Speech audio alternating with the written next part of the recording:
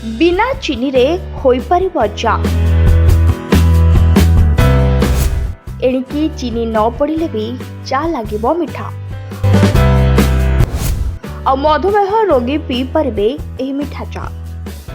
आजिकली लोक माने स्वास्थ्य प्रति बेसी सचेतन हेबारु खाद्य अभ्यास रे भारी परिवर्तन देखा जाउछि। विशेषकर चीनी व्यवहार कमेबा पई लोक माने विभिन्न पद्धति अनुसरण करछन्ति। एथिरे चा प्रेमी माने मध्य पछरे पड़ताहति। तेबे अत्याधिक चीनी खाइबा द्वारा मधुमेह रोग हेबा सह अत्याधिक चीनी खाइले ओजन मध्य वृद्धि पाए। आ सबुठारु बड़ चिंतार विषय हेउछि चा पिउथबा लोकंकर चीनी बिना चा केमिति मिठा लागिबो। एहा समस्तक मनरे प्रश्न आसे। विशेषज्ञ मानक मत अनुसार चीनी बिना चा को मिठा करबा पई किछि प्राकृतिक विकल्प रहिछि। मधु बा हनी एथिरे सर्वाधिक लोकप्रिय।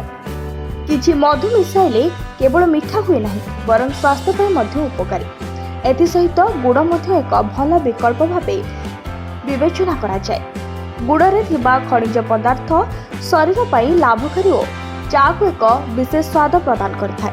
केही केही खजुरी रस किबा खजुरी पाउडर व्यवहार करि मध्य चा को मिठा करती। एहा सहित आजिकाली बाजार में मिलुथबा स्टीविया पत्र मध्य एक नूतन और स्वास्थ्यकर विकल्प भावे लोकप्रिय होछि। एथि मध्यरे कैलोरी नथिबारु डायबिटीज रोगी माने मध्य याहाकु निर्भय व्यवहार करि पारती। पोषण विशेषज्ञ माने कहउछन्ती धीरे धीरे चीनी छाड़ी चा पीबार अभ्यास गढ़ी उठिथिले मध्य प्राकृतिक स्वाद को उपभोग करा जाय परिबो।